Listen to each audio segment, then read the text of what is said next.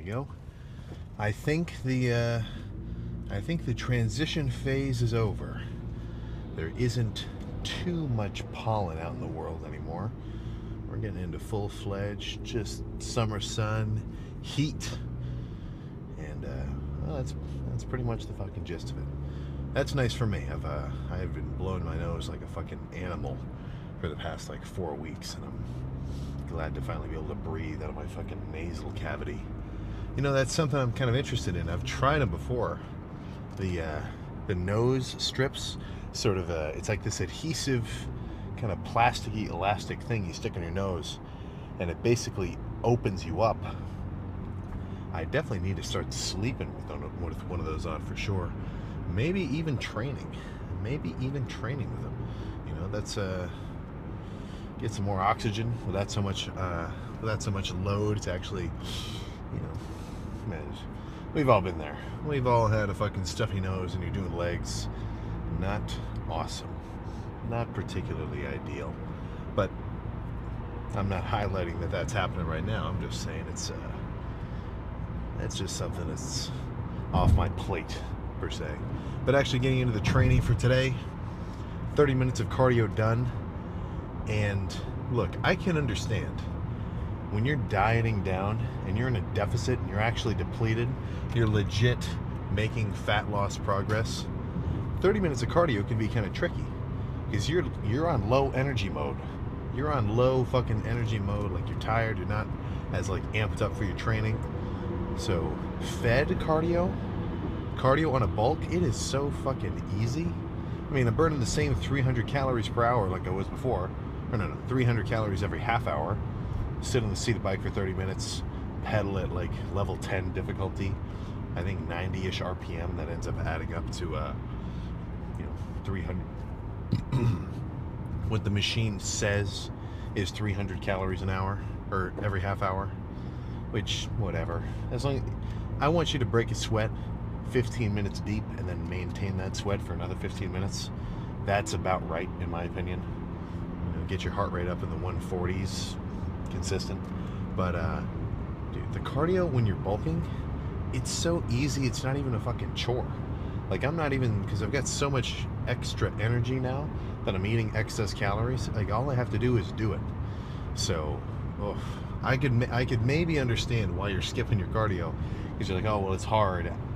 If you're bulking, even if you're just eating in maintenance, 30 minutes of cardio, that's not that tricky, man, you know? And I say that like I'm ripping on you, because I'm trying to make you listen. This is me talking to anybody who's not doing their cardio on a consistent basis.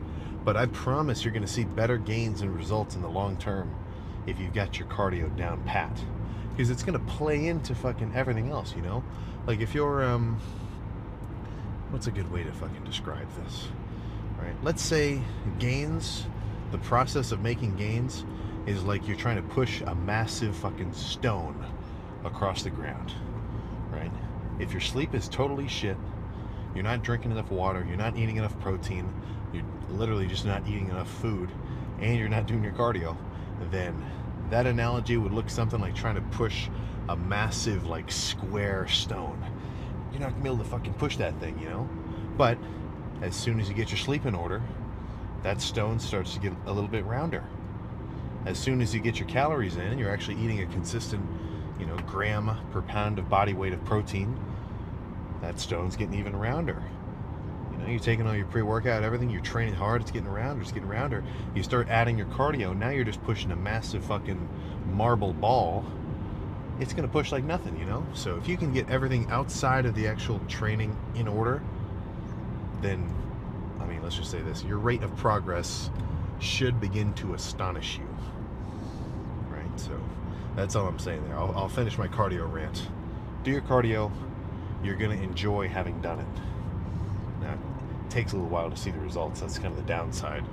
You don't just do 30 minutes of cardio and then you're suddenly Mr. Olympia. But it will help. And I say that with my full chest. So, plan for today with arms, triceps, biceps, and then I'm gonna add some direct forearm work in, but not today, because I'm thinking that I'm only gonna do back, my back day lift every other sort of, loop in the workout split. So that's gonna leave me with an extra day. I think I might just make that forearms and like calves, or just, really whatever sort of accessory work I want to do. So in a way, I'm gonna have a lighter day kind of planned, but I think I'll just replace one of my back days with some forearms and whatever else. But for today, the drill. I'm talking heavy pushdowns, I'm talking heavy single arm pushdowns, heavy machine dips, some rope squeezing stuff, maybe not some skull crushers yet. I'm a skull crusher fan, but I feel like it's something to be taken, with its flaws. Heavy skull crushers are very, let's just say they put an interesting torque on your elbows to the point where I'm not going to be slamming like 5 sets of really heavy skull crushers every workout. I mean, I'm just wrenching my fucking tendons. So that's where, I like a straight up kind of normal push down, just because it's a much more natural kind of movement path. And my elbows like it, which is not something to be disregarded. If your elbows feel really good doing rope pushdowns, rope extensions, but they really fucking like doing any kind of machine dip really hurts your elbows, like right here, this kind of rounder part of the end of it is just like on fire, then yeah, maybe don't do that. It's a pretty awesome system how if you're doing anything that's basically hurting you, you get an immediate signal like, dude, don't do that. What the fuck, man? So that's where you can be a little bit picky with your machines and your movements, because what ends up feeling good for you. So it's a pretty obvious feeling when something does not work. It's a little bit less obvious when something's really working. That's where you've got to have the presence of mind as a lifter to say, whoa, I can seriously feel my entire long head of my tricep contracting when I do this sort of kneeling push down. So, keep your eyes open, make sure you're really kind of in tune with whatever muscle you're training, and then eventually you'll kind of get your own little repertoire of go-to movements. Like, I try to do a lot. I try to change it up, do different kinds of D handles, overhand, underhand, single arm, rope, but I definitely go back to a couple staples more often than not, just because I know they're going to work for me. For arms, that's going to be straight up, either straight bar push downs or kind of the easy bar kind of push downs. Real heavy, nothing fancy there, just pretty classic. I like single arm D handle push downs. I like the machine dip, and then I like some underhand, 2D handle kind of extensions, right? That's a pretty good example of a couple classics. And then same thing with biceps. Alternating dumbbell curls, probably my favorite, just because it's perfect, man. Right? If you're trying to fucking hit a nail into a piece of wood, you can use all sorts of shit, but a hammer's going to do the job pretty well. So the alternating dumbbell curl, I think, is pretty much my bread and butter. But I still love doing like seated concentration curls and preachers and cable, and like machine curls where the movement path is totally locked. It's just whatever I know is going to let me really load a considerable amount of weight into the targeted muscle, bicep, tricep, chest, whatever, and then be able to bring it, make it a hard set, and fucking see the results that come afterwards. So I think I'm not going to do a ton of alternating arm days now, because I'm sure you've seen a lot of arm workouts where it's like one set of push downs, one set of curls, or maybe like 3 sets of triceps, then 3 sets of biceps, back and forth like that. I like that when I'm dieting, just because I'm not getting so physically pumped, because I'm flat, I'm carb depleted. But now that I'm bulking up, I'm not even really peak fullness yet. This morning I was 243, so that's about 4 pounds since the beginning of this kind of bulking phase, which it's a pretty stable kind of increase in intramuscular carbs, water, glycogen, everything. But even with just 4 pounds of extra kind of fluids floating around in my system, I'm going to be able to fucking feel it, So half the reason why I'm not going to do tricep set, bicep set, back and forth like that, is I'm going to be too pumped. I know that's something That's strange to hear from my mouth. That's fucking ludicrous. Sam, what are you talking about? You can never be too pumped. But let me explain. You know, what'll happen is if I'm doing a supersetting kind of arm day, if my triceps are fully pumped, it's going to kind of limit my fucking range of motion on my bicep curls because I'm now fighting against the internal tension my triceps have behind me. And then same thing with push downs, almost in two ways, because if I've got a crazy bicep pump and I'm doing heavy tricep push downs, for one thing, it's going to be a lot harder for me to fully extend because my biceps are now trying to keep my arm from getting completely straight. But when my biceps are fully pumped, what'll happen is when I get to the top kind of stretch position of a push down, my forearm kind of runs into my fucking bicep and it sort of takes the tension off, which I'm not saying that's an inherently bad thing, right? It just kind of changes the strength curve of the movement. But when I'm bulking up, I'm much more prone to take a, let's just call it a simpler approach. Totally wreck triceps, and once they're done, once they're fully cooked, change gears, start throwing some hard balls, some curves, some fastballs at biceps, and really fucking thrash them until completion. So nothing too fancy there. I definitely feel carbed up. I've had about 300 grams of carbs so far, 120 grams of fats, and 80 grams of protein from a variety of sources. Breakfast this morning was 25 grams worth of egg whites out of a carton, 4 whole eggs, and then 4 packs of instant Ben's oatmeal, or Ben's Original. No, that's the rice. I can't remember. Like the Quakers, like flavored oats, did the peaches and cream. So this morning's breakfast was 100 grams of carbs there. I think there's like 4 grams of sugar, which is kind of what I'm looking for. Like I want to overload my carb intake, but not do too many sweets, just because I do know it's kind of stressing my system out a little bit, or maybe not even a little bit, kind of a lot of bit. So I want to see what happens when I chill out on the sugar intake and really kind of maximize more slower digesting carbs. But 50 grams of protein, about 25 grams of fats, and then 100 grams of carbs.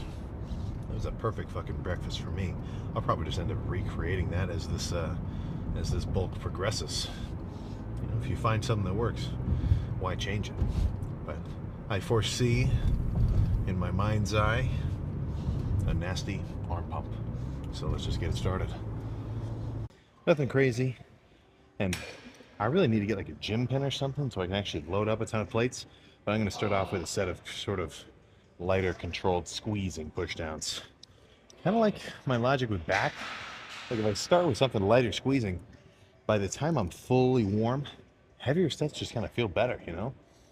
So maybe that's something you already kind of understand, but a little newish to me.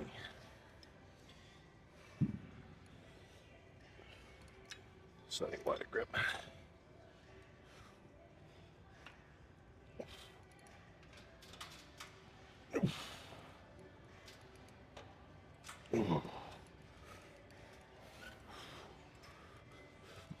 Yeah.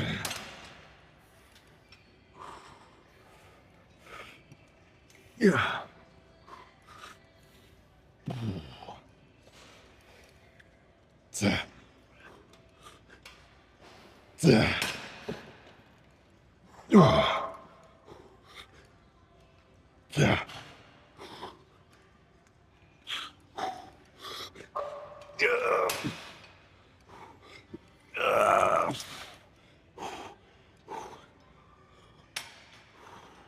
More rest pause action.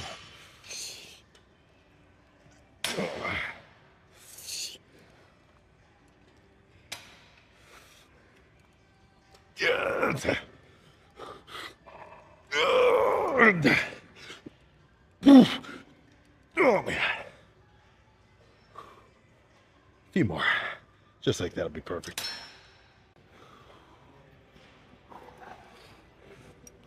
Yeah.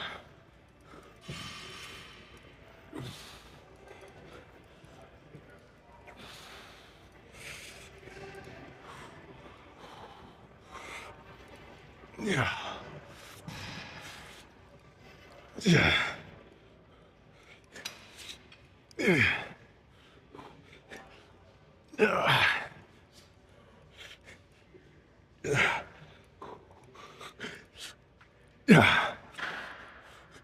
Okay.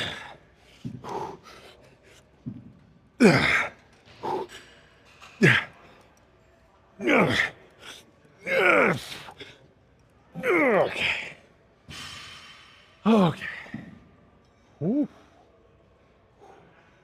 One more. One more just like that. Feeling a little long head because I'm trying to keep my arms tucked in. Rather than do a little this, do something more like this. But good starter. Oh. Yeah. Yeah. Yeah.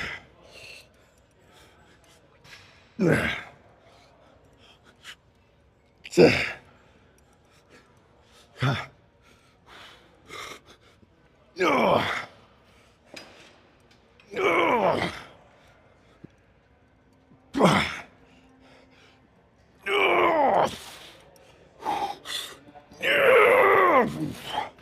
Oh gosh. Make the rest pause.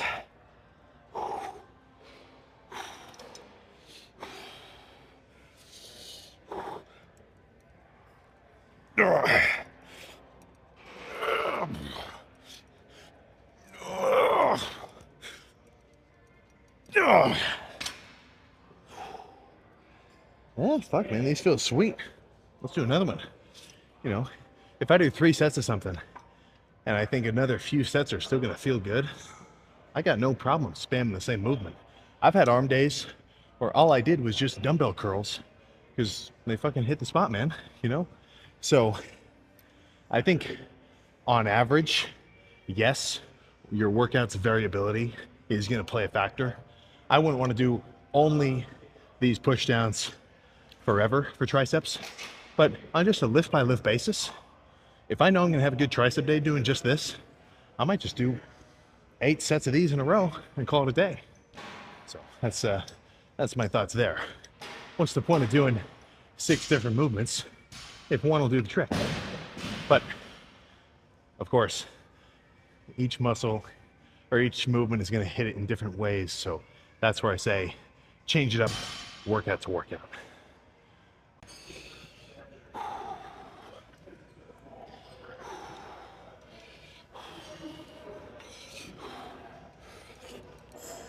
Yeah.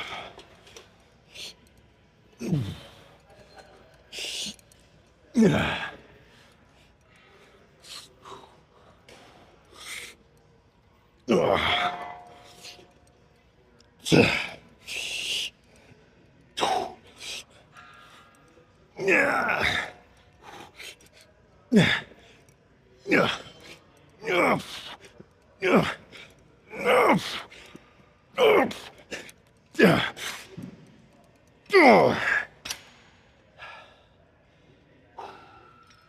One more and then move on.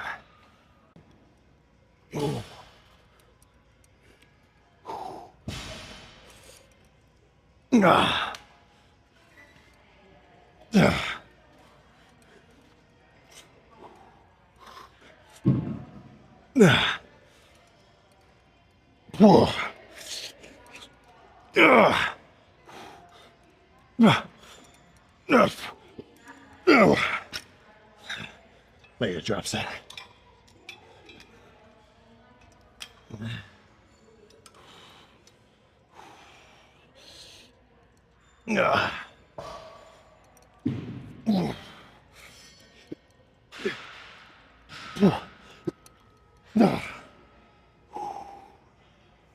Oh my goodness.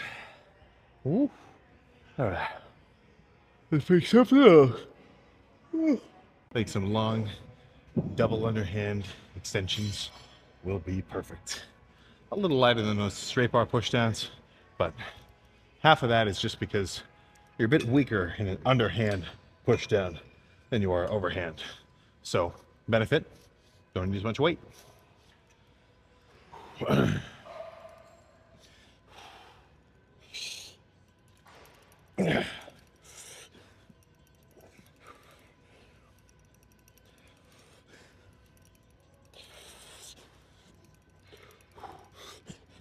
Yeah.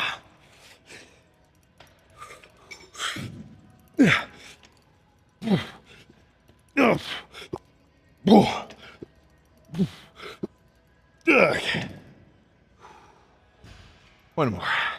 Probably drops that too. Okay.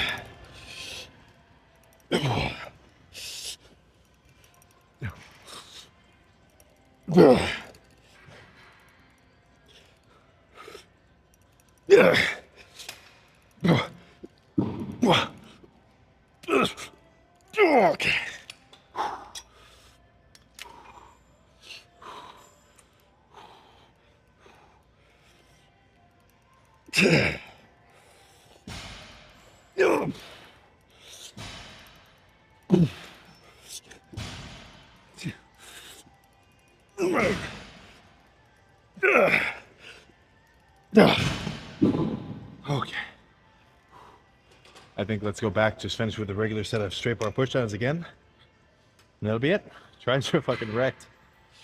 Last one. So, of course I'm going to go hard on every set, but if you're going to slack off on any, make sure it's not the last fucking set of your lift, you know, because you got nothing else left to do. At least for triceps. I've still got buys, but you get the sentiment I'm aiming for.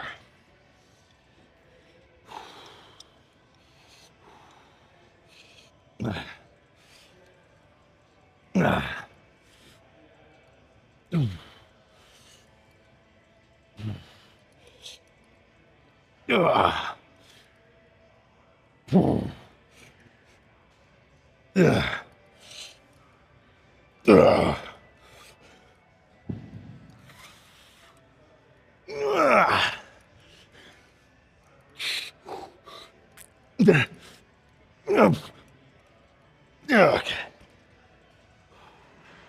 Let's call it there. Let's get some dumbbell curls started. Tries, cooked.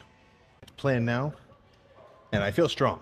Even me just doing warm-up curls, getting ready for this working set, when I grab the 55s, like nothing. But I'm beginning to actually understand, and I've said this before, but I'm actually starting to understand there's probably no point in curling the 80s. I mean, all I'm doing is tweaking my wrist every so often. When a good set with the 60s, for sure, maybe instead of 8 reps, it's closer to 15. I think it's going to do the trick. You know, I'm still going to do my heavy sets, but if it's at the cost of like an unnecessary little tweak, that's stupid. It's foolish, you know? So I'm going to take the 60s for just as far as I can. Nice and slow and controlled as well. At least for the first portion of the set.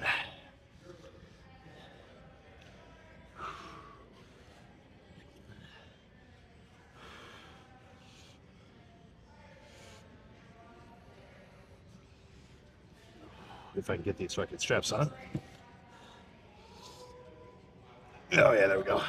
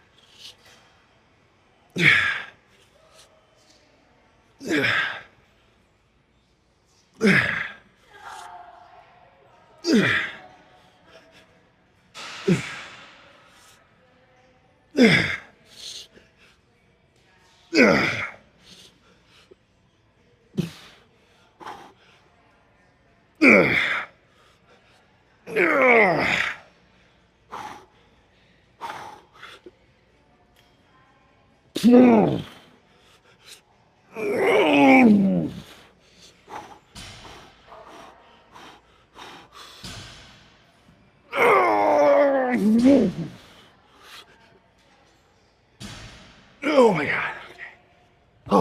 Okay.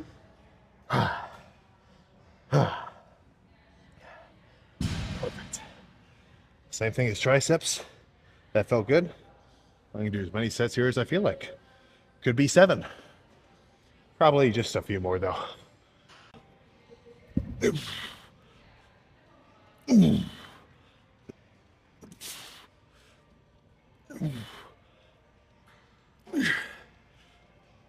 Okay.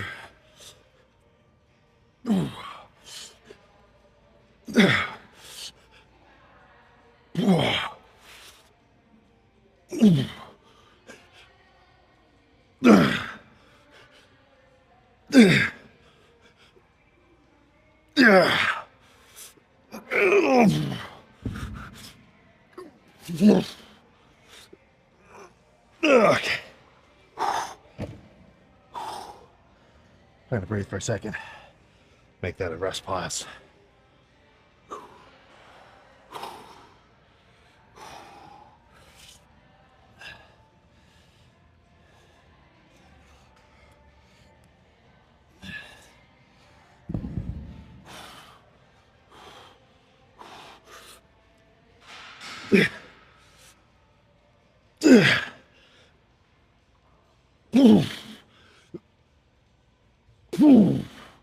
Okay. Let's keep going.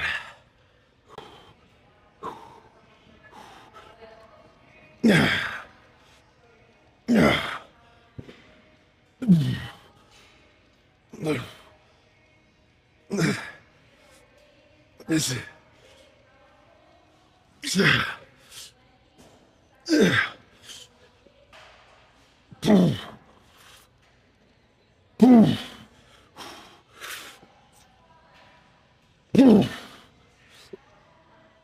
okay. Make it a rest pause.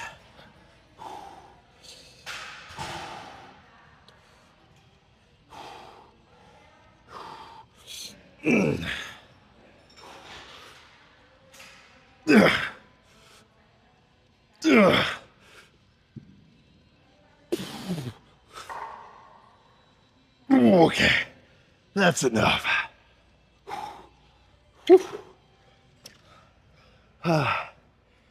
Holy crap. Okay. Let's do some machine preachers or something. Whew. That's some good ass dumbbell work though. It's been a little while since I've done this machine, and I do have a specific technique for it. For me, I don't know if it's because my forearms are weirdly angled or I've got some kind of muscular something or other, but for me to sit here and do this preacher machine and hold this handle, my arm just doesn't love it. I feel like I'm getting a lot of forearm activation. I'm not even working my biceps. It's kind of tweaking me. It just doesn't, I don't like it. I'm not built for it. But a perfect workaround, grab one of these D handles. So if I'm doing the right arm, I'm going to wrap it around the right side, and it kind of holds itself in a position here. And when I'm pulling with the D handle, it gives me a little bit of extra range of motion or freedom of motion, and it feels better. You know, so make use of the equipment you have. If something that doesn't totally jive with your build, maybe just do a little tweak to it, see if you can get it working. But moderate weight, this is going to be much more of a squeezing burnout set than anything really heavy and brutish.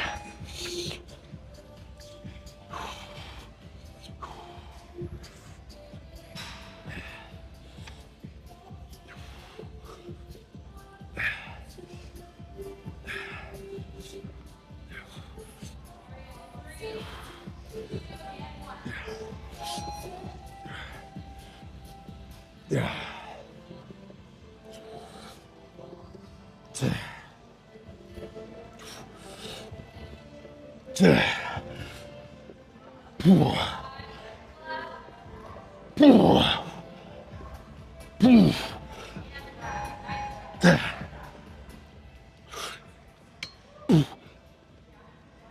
Oh, God, fine.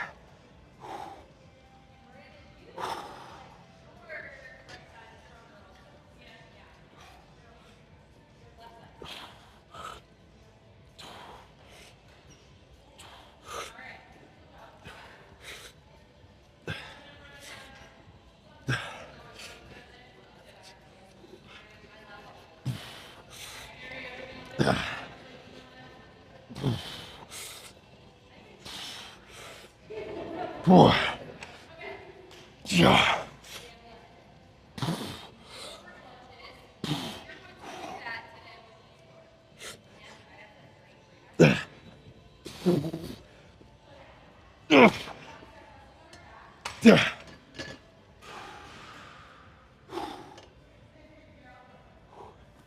with a machine like this, single arm, you don't have to worry about balancing. It's perfect for some self-assisted reps. And I really think that's a part of your training which you should implement. For the most part, straight sets are your bread and butter. Pick a weight, do it until you can't do it. Go hard. That's going to be a good set.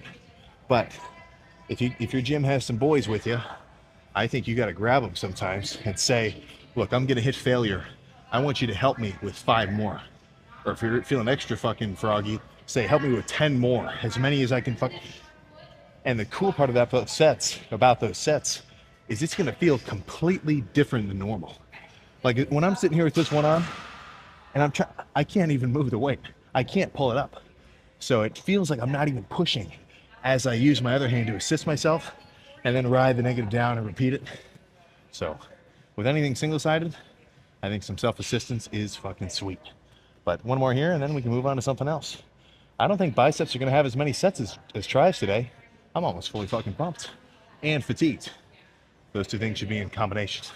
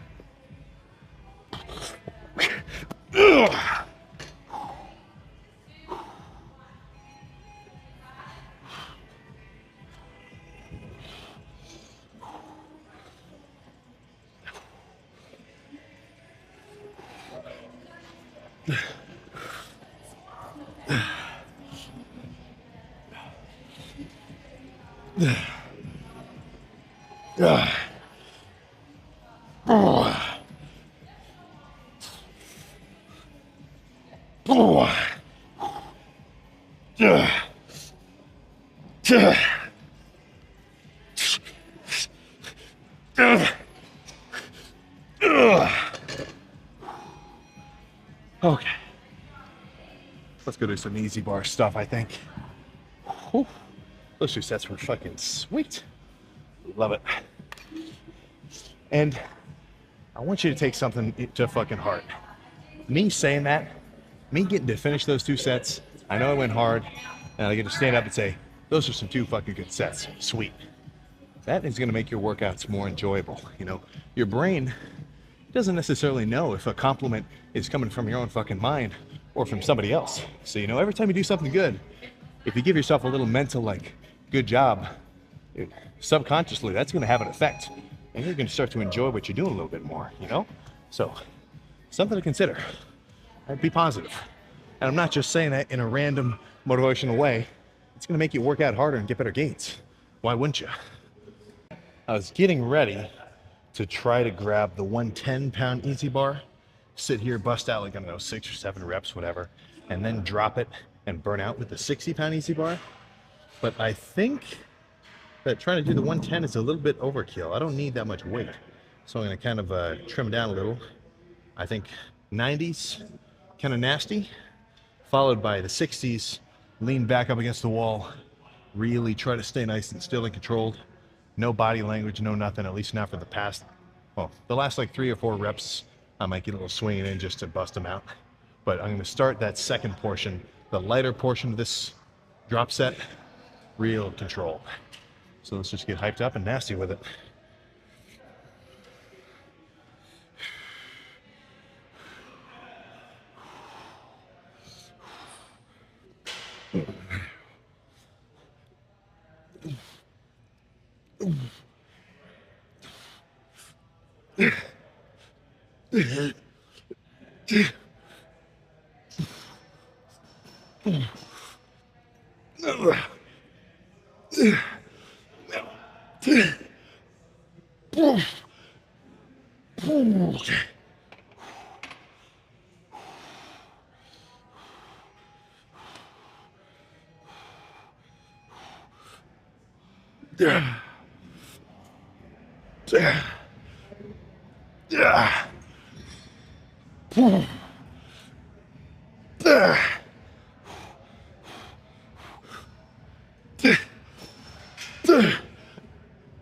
my God.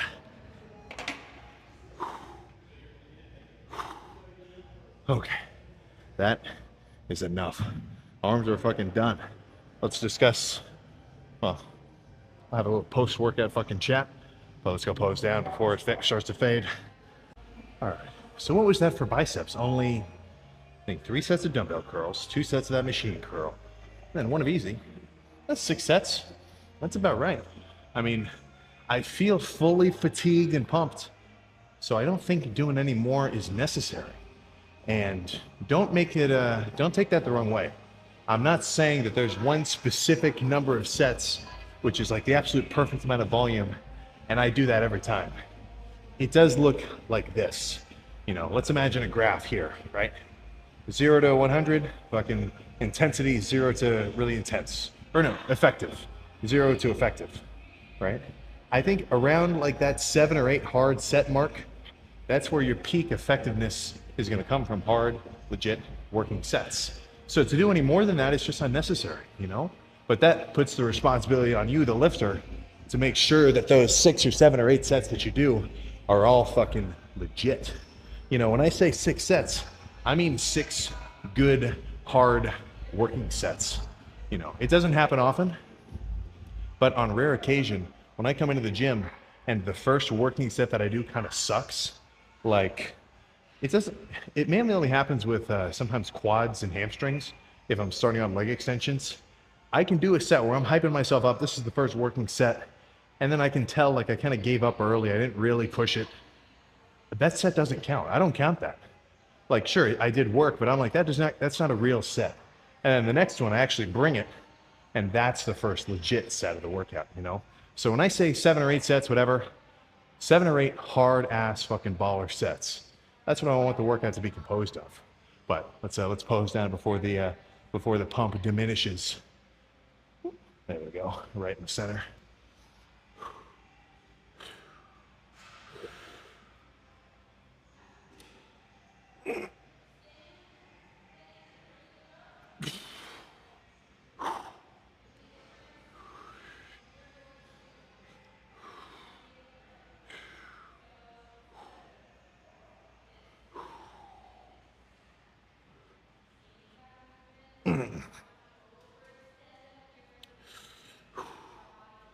Make sure right in the middle.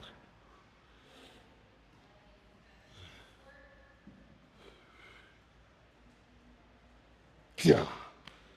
Whew. That that is most certainly what I would call a fucking arm pump. Let's get a little side tricep action in here. Ooh, there we go. It's kind of fucking hard to reach behind myself like this when my arms are fully pumped, but very nice. So over the course of the next 24-ish weeks, if I'm guessing, this is going to be a long bulk. I'm talking at least 5 months, but over that period of time, that's what I fucking want, right? More fucking size. So I'm talking bigger arms all the way around, bigger triceps. Shoulders can stay the same size. I want my arms to catch up, if not overpower my fucking shoulders. But that's sort of my thought process there. So now my responsibility is to go home, eat, chill. Fucking perfect. Let's get out of here. There we go. Yeah, I'm definitely feeling the fucking bulk now. It's kind of been a while. I'm used to dieting. I mean, shit, I think this is the longest cutting period I've ever had. It was like 2.5 months.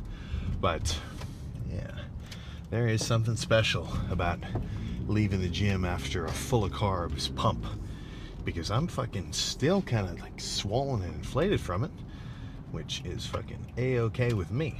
Honestly, the more time I spend pumped, the better. But plan now, probably go home, have I was considering just stopping at the Chipotle, but for me to get enough like steak in the kind of steak tacos that I like, it's kind of not even worth it. I'll just go home and make a steak with some rice and put some cheese on it, then it's the same shit, you know?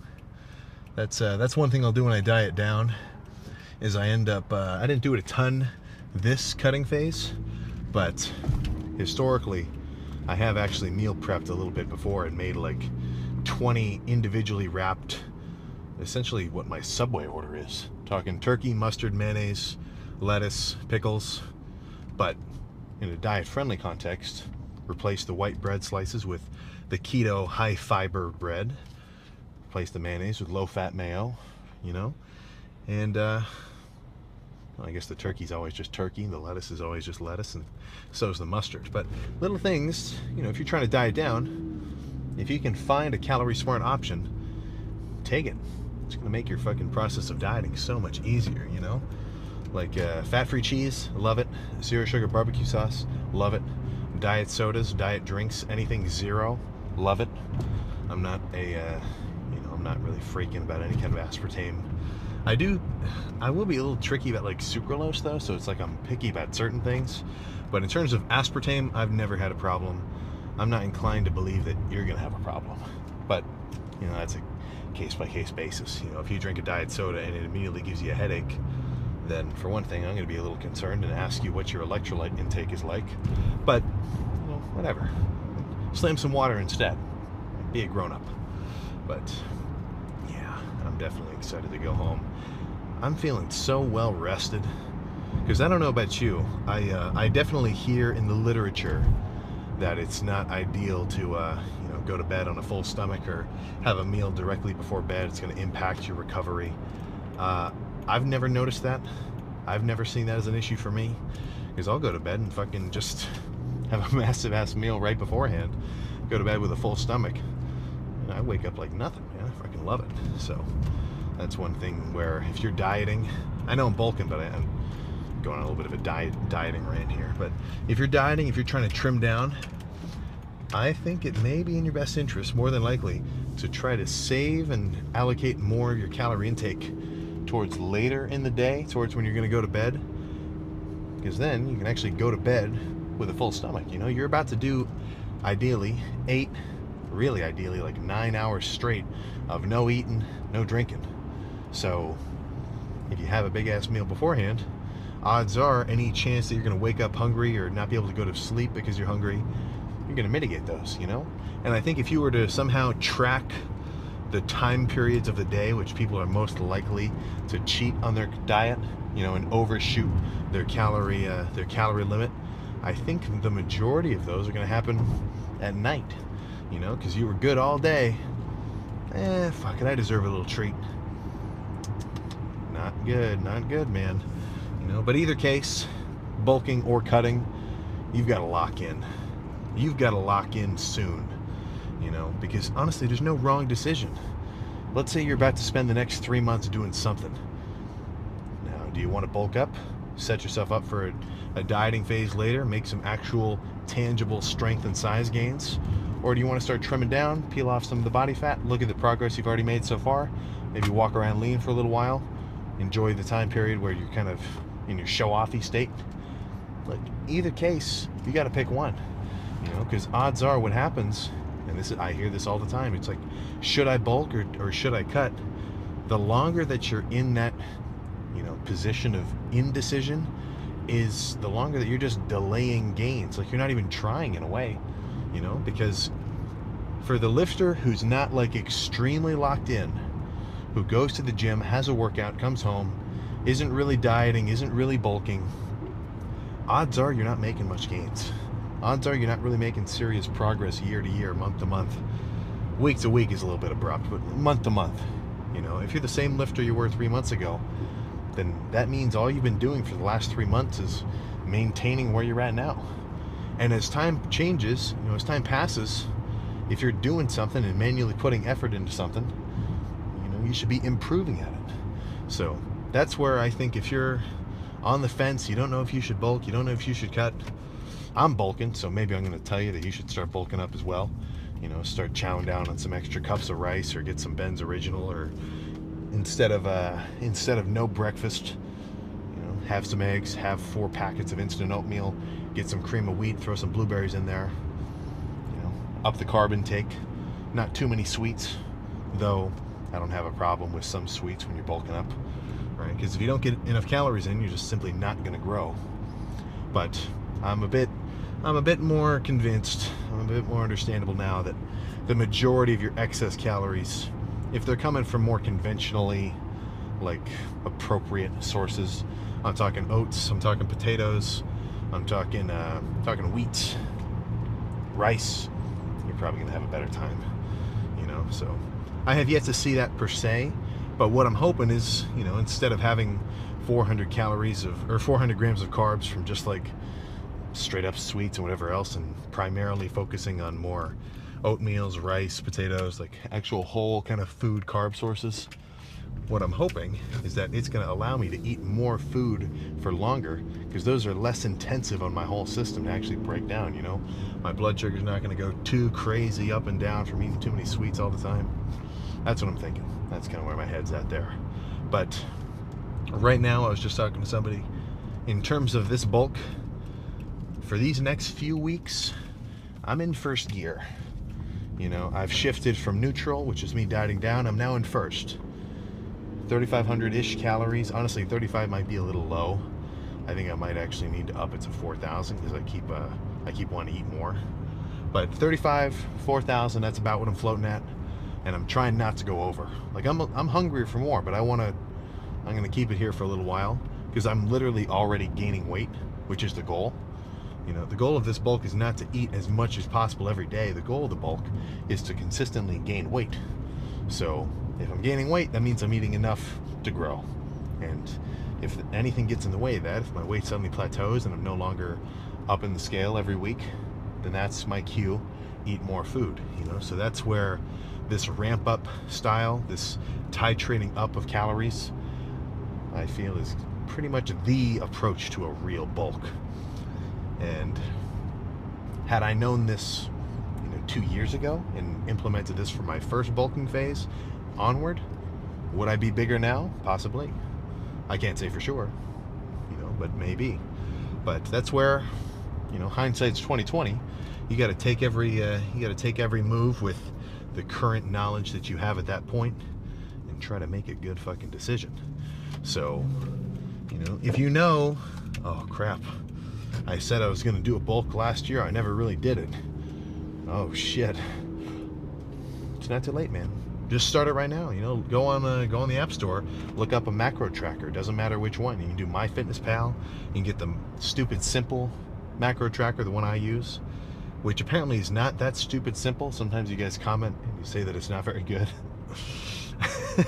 But either case, you know, I didn't even used to use a tracker. I would just open my Notes app for the, you know, on my phone, and just, you know, manually change the number of how many carbs, fats, and proteins I'd had that day, and, you know, track it like that. But however you want to do it, if you can make sure that every day, and I'm not talking like, you know, you need to meal prep.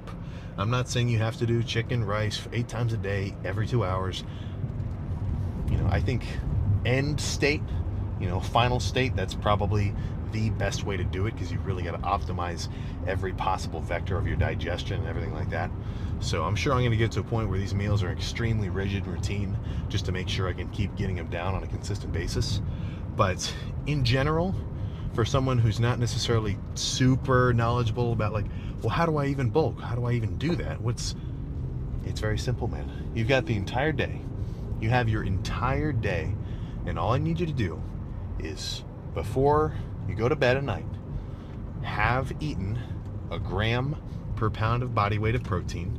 You know, so if you're a 160 pounder, I want you to eat a gram of protein for every one of those pounds.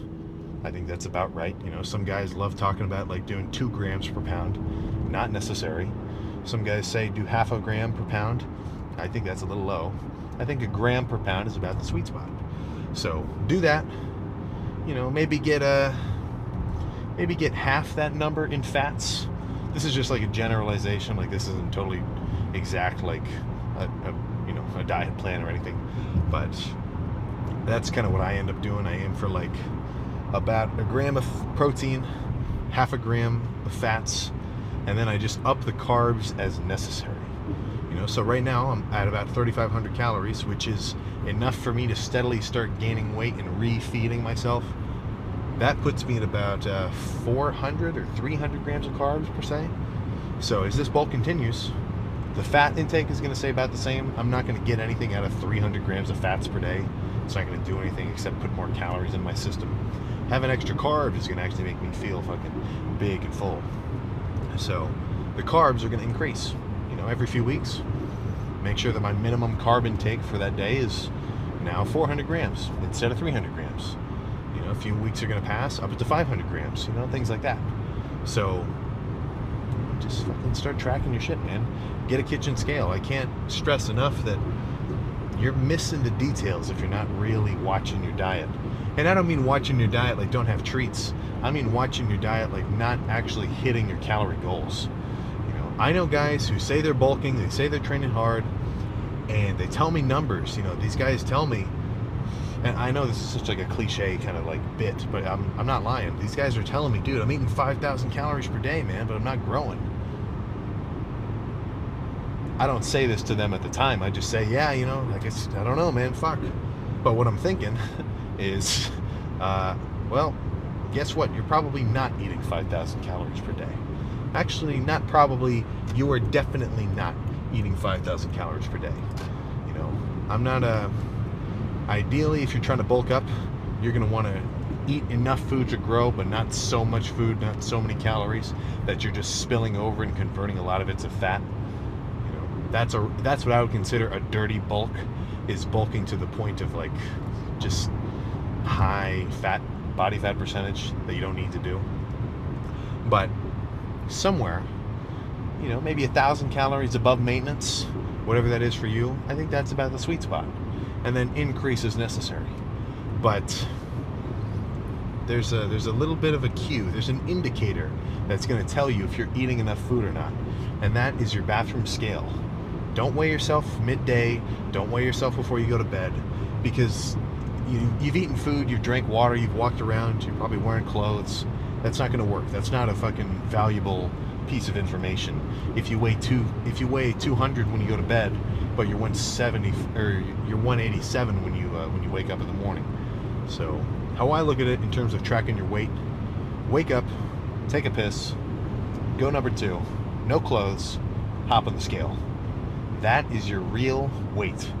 You know, if anybody asks me how heavy I am, if I eat a ton of food and I drink a ton of water, I could be 260 right now. But I'd have just a full stomach of nothing. That's not body weight. You know, so your real weight is in the morning after you go to the bathroom. You got an empty stomach, that's your real weight. So if you weigh yourself like that you don't even have to do it every day, but if you do that, you know, every Friday morning, I'm still going to do it every day because I like the information. But if you weigh yourself consistently and your weight isn't changing, that means you have to eat more, you know. And sure, if you're a guy who doesn't really naturally have a huge appetite, you don't just love chowing down on a crazy amount of food, then yeah, that's gonna suck for you, man. You know, but this is an unfair world. So if you're the guy who you're like, dude, I eat so much already, look, if you want to grow, you're gonna have to eat more. And don't shoot the messenger. You know, I'm just trying to tell you what's up. The same thing is true in reverse. You know, somebody can think they're dieting hard as fuck. They think they're like, I'm not eating anything, man. I feel like I'm starving. But same thing, if the scale isn't going down, that guy's eating too many calories. And there's tips, there's tricks. You know, all the meals that I'm eating, especially later on down this bulk, I'm going to eat them specifically because I know it's going to be easy for me to eat. And in reverse, when I'm dieting down, I try to make sure I eat foods that are a little bit longer to eat. They're a bit more kind of, not fluffy, but voluminous, per se, where it takes a while to eat it. I got a big plate of food in front of me, but it only ends up adding up to like, you know, 600 calories in one big-ass plate of meals. So it's not so simple as just eat more and just eat less. There are tips and tricks to go about it.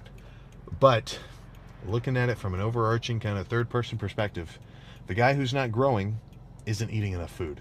And the guy who's not getting leaner is eating too much. So you got to be able to have the humility to look at your own fucking, let's just say, history of progress and say, crap, maybe I have been eating too much food. Maybe I should be trying to track my macros. I've been kind of telling myself I want to start dieting down, but I haven't really. You know, if that's you, if you've got that little itch I can guarantee if you fucking scratch it by way of actually starting to kind of lock it in, look up some Greg Doucette cookbook recipes or whatever else, and start to get a grasp on the diet side of things, you will not fucking regret it. So that's my ending shtick there. So today was arm day. I'll see you tomorrow for what I think is going to be a pretty nasty ass, carved up, pumped leg day.